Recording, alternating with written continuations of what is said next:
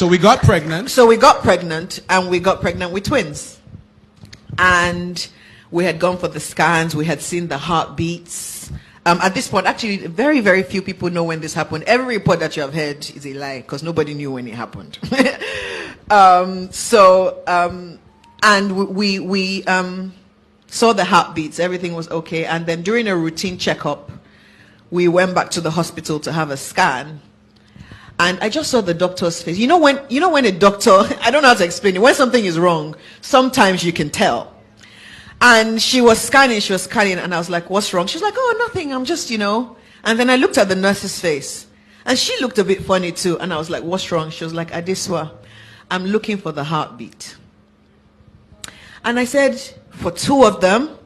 And she said, yes. And I'm actually not going to lie, I started laughing because it didn't make any sense to me. I was just like, what do you mean you can't find the heartbeats of both?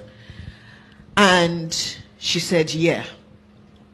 So we I went home. Banky wasn't home at the time. So I went home, and I remember being in our living room. When I was at the hospital, I actually laughed. I was like, God knows. Then when I got home, I literally collapsed on the floor and I wailed. Wailing is not the same thing as crying. Wailing is a deep groaning in your chest. It's like a knot that you can't get rid of. And I'm sharing this because so many women go through this, but nobody talks about it because it's almost like a thing of shame for whatever reason. And I don't know why. Because you don't control your body. You don't create yourself.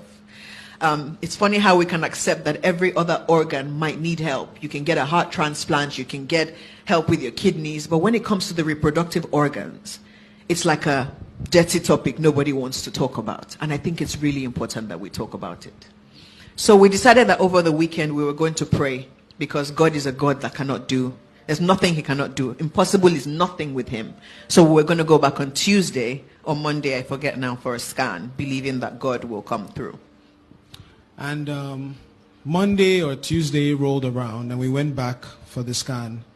And not only did we not see heartbeats, the embryos were shrinking. So they were decaying and they were dying. So it was towards the end of the first trimester. When we found out that we were losing them and that we had to do an evacuation, it was a very emotional time, and she cried. And as a man, you think first of all, women are stronger than men. Let me just tell you that crying is not a sign of weakness. But as a man, you have been raised to be like, oh, you have to be the man, you have to be strong, you can't shed a tear. So she's feeling a certain way, she's crying, and I'm trying to be there for her, and I'm just, holding her and saying, it's going to be okay, it's okay. But the day that we cried together was the day of the evacuation. An evacuation, for people that don't know, is when they remove the dead embryos.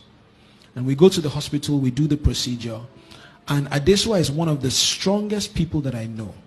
But I had never seen her so frail and in so much pain, emotional and physical. And for somebody like me whose love language is acts of service, is helping, is fixing the problem, there was absolutely nothing I could do at that time.